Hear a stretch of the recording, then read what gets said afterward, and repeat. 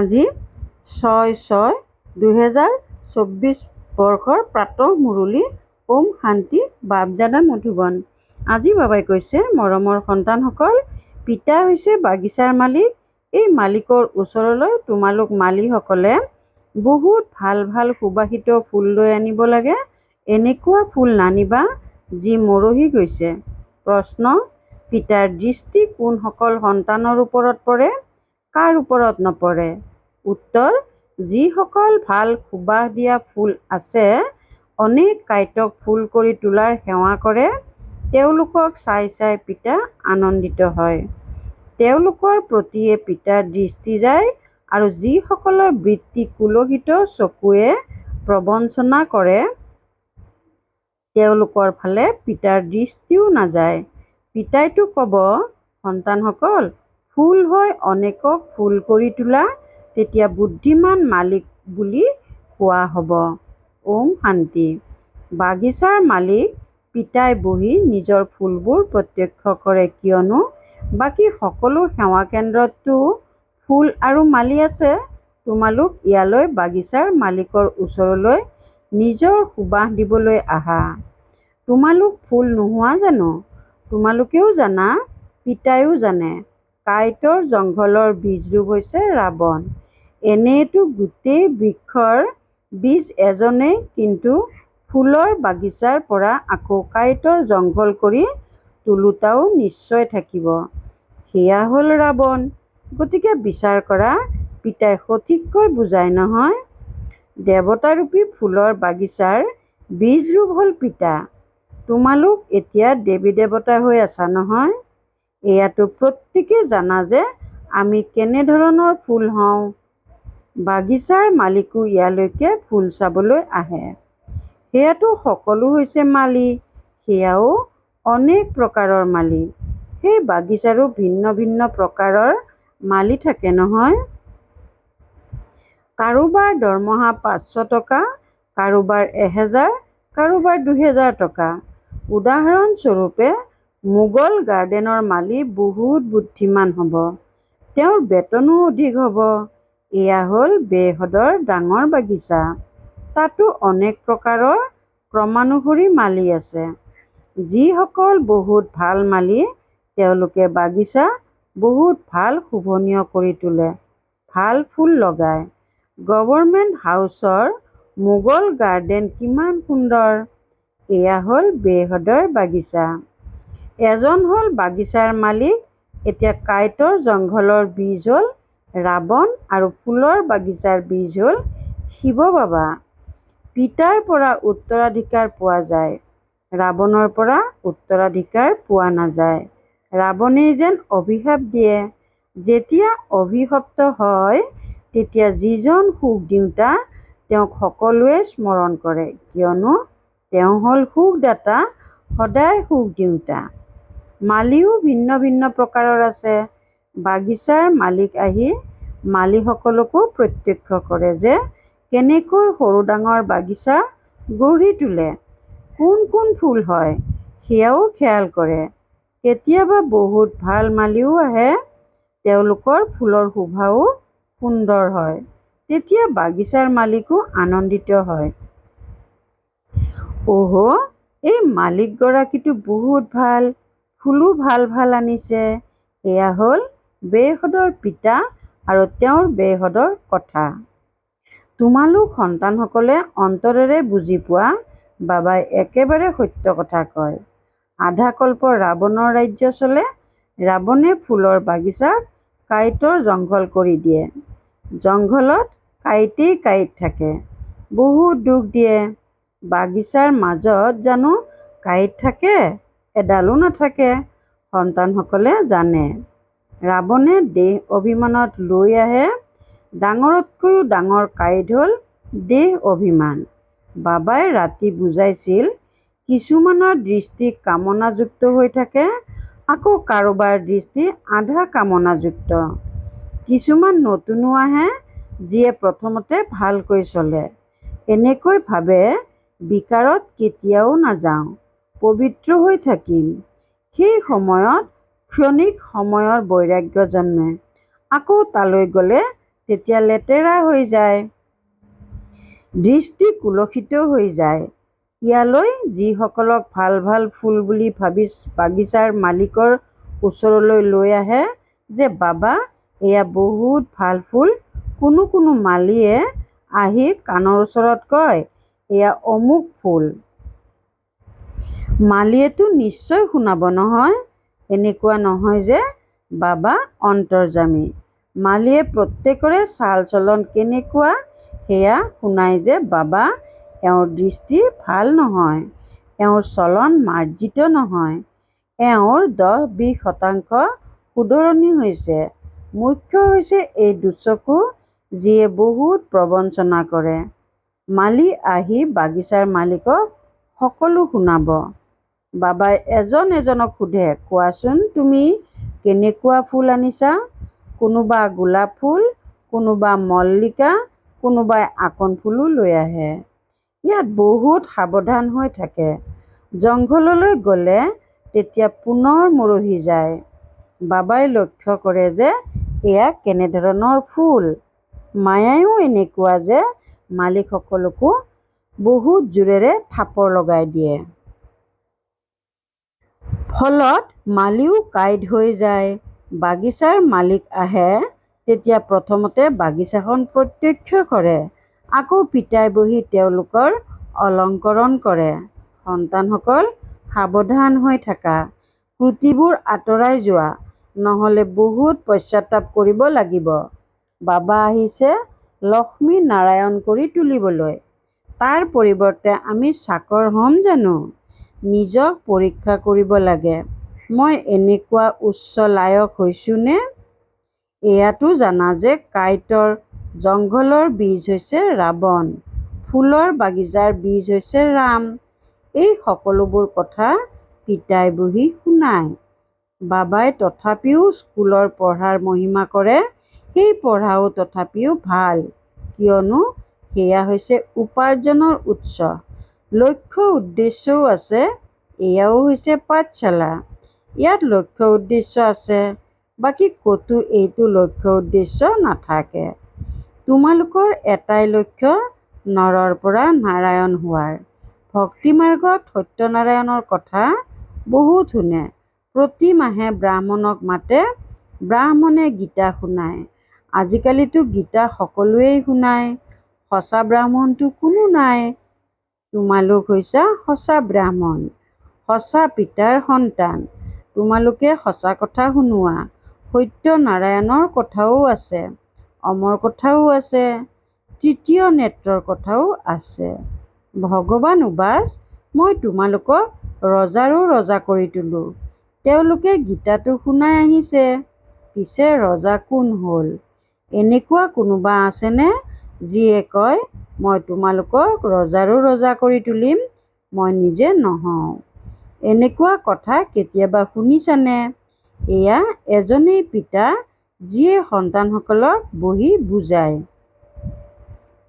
সন্তানসকলে জানে ইয়াত বাগিচাৰ মালিকৰ ওচৰলৈ পুনৰ জীৱিত হ'বলৈ আহে।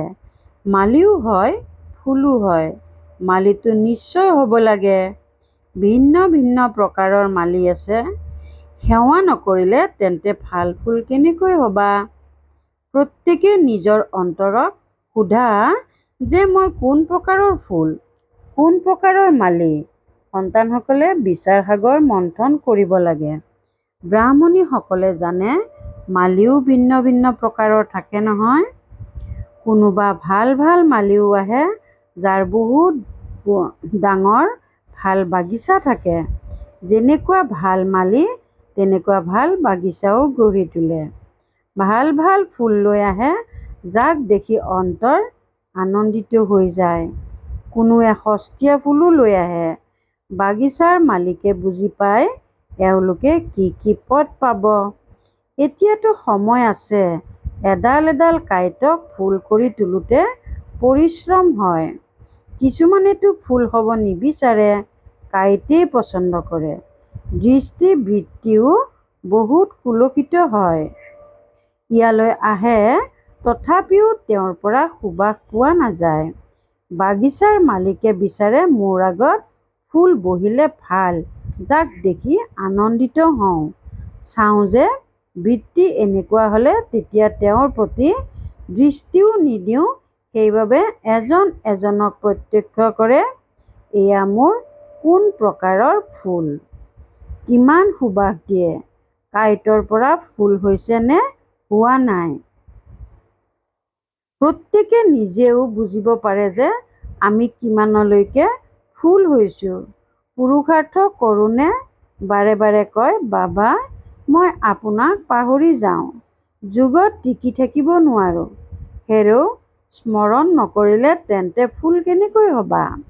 স্মৰণ কৰা, তেতিয়া পাপ খণ্ডন হ'ব, তেতিয়া ফুল হৈ আকৌ আনকো ফুল কৰি তুলিবা। তেতিয়া মালি নাম ৰাখিব পাৰা।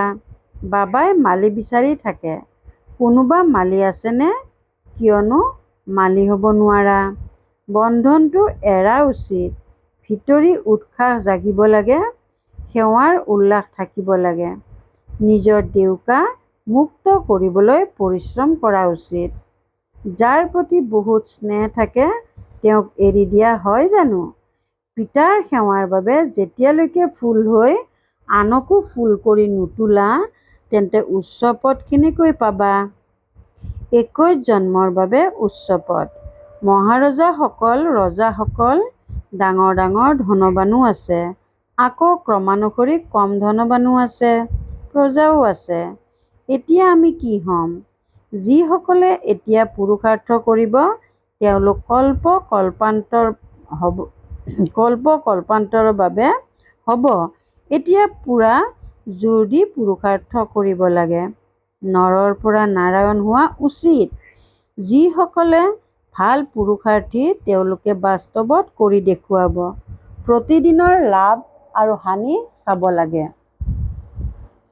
12 মাহৰ কথা নহয়। সদায় নিজৰ হানি আৰু লাভ উলিওৱা উচিত। হানি কৰিব নালাগে, নহ'লে তৃতীয় শ্ৰেণীৰ হৈ যাবা। স্কুলতো ক্ৰমানুসৰি হয়েই নহয়। মৰমৰ সন্তানসকলে জানে আমাৰ বীজ হ'ল বৃক্ষপতি, যিজন অহা বাবে আমাৰ ওপৰত বৃহস্পতিৰ দশা বহে। আকৌ ৰাৱণ ৰাজ্য আহে, তেতিয়া ৰাহুৰ দশা বহে। সেয়া অৰ্থাৎ বৃহস্পতিৰ দশা একেবাৰে উচ্চ আৰু সেয়া ৰাহুৰ দশা একেবাৰে নিম্ন, একেবাৰে শিৱালয়ৰ পৰা বেশ্যালয় কৰি দিয়ে। এতিয়া তোমালোক সন্তানসকলৰ ওপৰত বৃহস্পতিৰ দশা। প্ৰথমতে নতুন বৃক্ষ, আকৌ আধাৰ পৰা পুৰণা হ'বলৈ আৰম্ভ কৰে। বাগিচাৰ মালিকো হয়, মালিও বৃদ্ধি হৈ গৈ থাকে। বাগিচাৰ মালিকৰ ওচৰলৈ লৈ আহে। প্ৰত্যেক মালিয়ে ফুল হৈ আহে, কোনোৱেতো এনেকুৱা ভাল ফুল লৈ আহে, বাবাৰ ওচৰলৈ আহিবলৈ ব্যাকুল হৈ থাকে। কেনেকুৱা কেনেকুৱা যুক্তি দি কন্যাসকল আহে, বাবাই কয়, বহুত ভাল ফুল আনিছা। মালি যদিও দ্বিতীয় শ্ৰেণীৰ, মালিতকৈও ফুল ভাল, ব্যাকুল হৈ থাকে। শিৱ বাবাৰ ওচৰলৈ যাওঁ। যিজন বাবাই আমাক ইমান উচ্চ বিশ্বৰ মালিক কৰি তোলে, ঘৰত মাৰ খায়, তথাপিও কয়, শিৱ বাবা আমাক ৰক্ষা কৰক। তেওঁলোককেই সঁচা দ্ৰৌপদী বুলি কোৱা হয়। যি অতীত হৈ গ'ল সেয়া আকৌ পুনৰাবৃত্তি হ'ব। কালি আহ্বান জনাইছিলা নহয়, আজি বাবা আহিছে ৰক্ষা পাবলৈ, যুক্তি অৰ্থাৎ উপায় দিয়ে। এনেকৈ এনেকৈ ভোঁ ভোঁ কৰি থাকা। তোমালোক হৈছা ভোমোৰা, তেওঁলোক হৈছে পোক। তেওঁলোকৰ সন্মুখত ভোঁ ভোঁ কৰি থাকা, কোৱা ভগৱান উবাচ, কাম হৈছে মহাশত্ৰু। কামক জয় কৰিলে বিশ্বৰ মালিক হয়। কোনোবা নহয় কোনোবা সময়ত অবলাসকলৰ কথাই অন্তৰ চুই গ'লে তেতিয়া ঠাণ্ডা হৈ যায়, কয়, বাৰু যোৱা, এনেকৈ গঢ়ি তোলোতাজনৰ ওচৰলৈ যোৱা। মোৰ ভাগ্যত নাই, তুমিতো যোৱা। এনেকৈ দ্ৰৌপদীসকলে চিঞৰে। বাবাই লিখে, ভোঁ ভোঁ কৰা। কোনো কোনো এনেকুৱা স্ত্ৰীও আছে যাক শূৰ্পণখা, পুতনা বুলি কোৱা হয়। পুৰুষসকলে তেওঁলোকৰ আগত ভোঁ ভোঁ কৰে, তেওঁলোক পোক হৈ যায়, বিকাৰ অবিহনে থাকিব নোৱাৰে। বাগিচাৰ মালিক ওচৰলৈ ভিন্ন ভিন্ন প্ৰকাৰৰ আহে, তাৰ কথাই নুসুধিবা। কোনো কোনো কন্যাও কাঁইট হৈ যায়। সেইবাবে বাবাই কয়, নিজৰ জন্ম পত্ৰিকা শুনোৱা। পিতাক নুশুনালে, লুকুৱালে তেতিয়া সেয়া বৃদ্ধি হৈ গৈ থাকিব। মিছা চলিব নোৱাৰে। তোমালোকৰ বৃত্তি বেয়া হৈ গৈ থাকিব। পিতাক শুনালে তোমালোক ৰক্ষা পৰিবা। সঁচা কথা ক'ব লাগে, নহ'লে একেবাৰে মহাৰোগী হৈ যাবা। পিতাই কয়, যিসকল ভিকাৰী তেওঁলোকৰ মুখ ক'লা হৈ যায়। পতিত মানে ক'লা মুখ। কৃষ্ণকো শ্যামসুন্দৰ বুলি কয়। কৃষ্ণক ক'লা বৰণীয়া কৰি দিছে। ৰামক, নাৰায়ণকো ক'লা বৰণীয়া দেখুৱায়। অৰ্থ একো বুজি নাপায়।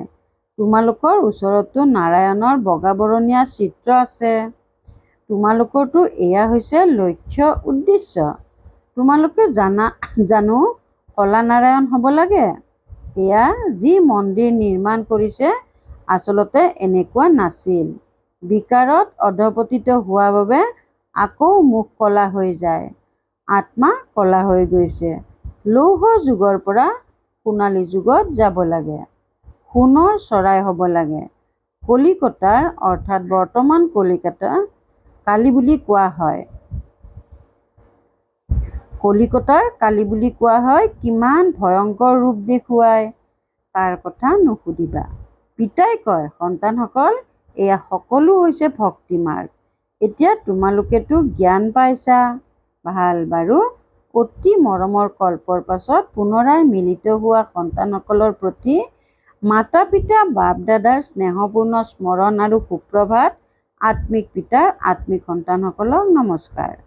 ধাৰণাৰ বাবে মুখ্য সাৰ ১ নম্বৰ, নিজৰ দেউকা মুক্ত কৰিবলৈ পৰিশ্ৰম কৰিব লাগে। বন্ধনৰ পৰা মুক্ত হৈ বুদ্ধিমান মালি হ'ব লাগে। কাঁইটক ফুল কৰি তোলাৰ সেৱা কৰিব লাগে। ২ নম্বৰ, নিজক চাব লাগে যে মই কিমান সুবাসিত ফুল হৈছোঁ। মোৰ বৃত্তি শুদ্ধ হয়নে? চকুৱে প্ৰবঞ্চনাটো নকৰে। নিজৰ চাল চলনৰ খতিয়ান ৰাখি ত্ৰুটিসমূহ আঁতৰাব লাগে। বৰদান, স্বৰাজ্য অধিকাৰৰ নিচা আৰু নিশ্চয়তাৰ দ্বাৰা সৰ্বদা শক্তিশালী হৈ থাকোঁতা সহজযোগী নিৰন্তৰ যোগী হোৱা। স্বৰাজ্য অধিকাৰৰ নিচা আৰু নিশ্চয়তাৰ দ্বাৰা সৰ্বদা শক্তিশালী হৈ থাকোঁতা সহজযোগী নিৰন্তৰ যোগী হোৱা। স্বৰাজ্য অধিকাৰী অৰ্থাৎ প্ৰতিটো কৰ্মেন্দ্ৰিয়ৰ ওপৰত নিজৰ ৰাজ্য। কেতিয়াও সংকল্পটো যাতে কৰ্মেন্দ্ৰিয়ই প্ৰবঞ্চনা নকৰে। কেতিয়াবা অলপো যদি দেহ অভিমান আহে তেন্তে উত্তেজনা বা ক্ৰোধ সহজে আহি যায়। কিন্তু যিসকল স্বৰাজ্য অধিকাৰী তেওঁলোক সদায় নিৰহংকাৰী, সদায় নম্ৰ হৈ সেৱা কৰে। সেয়েহে মই স্বৰাজ্য অধিকাৰী আত্মা এইটো নিচা আৰু নিশ্চয়তাৰে শক্তিশালী হৈ মায়াজিত তথা জগতজিত হোৱা। তেতিয়া সহজযোগী নিৰন্তৰ যোগী হৈ যাবা। শ্লোগান, প্ৰকাশপুঞ্জ হৈ মন বুদ্ধিৰে প্ৰকাশ বিলোৱাত ব্যস্ত হৈ থাকা, তেতিয়া কোনো কথাত ভয়ভীত নোহোৱা। প্ৰকাশপুঞ্জ হৈ মন বুদ্ধিৰে প্ৰকাশ বিলোৱাত ব্যস্ত হৈ থাকা, তেতিয়া কোনো কথাত ভয়ভীত নোহোৱা। ওম শান্তি। কৰ্মযোগী হ'বলৈ আজিৰ অব্যক্ত সংকেত। যেনেকৈ নিমিত্ত হোৱা আত্মাসকলক কৰ্ম কৰি থকা দেখা, কেনেকৈ বোজামুক্ত হৈ আনন্দেৰে কৰ্ম কৰে, তেওঁলোকৰ পৰা সহজে কৰ্মযোগী হোৱাৰ প্ৰেৰণা পোৱা যায়। কৰ্মযোগী হ'বলৈ নিজৰ উচ্চ স্থিতি আৰু আচল স্থানক সদায় স্মৃতিত ৰাখি কাৰ্য কৰিবলৈ অৰ্থাৎ তললৈ আহা। তেতিয়া যিমানেই কাৰ্য নকৰা কিয় কৰ্মযোগী হৈ থাকিবা। ওম শান্তি।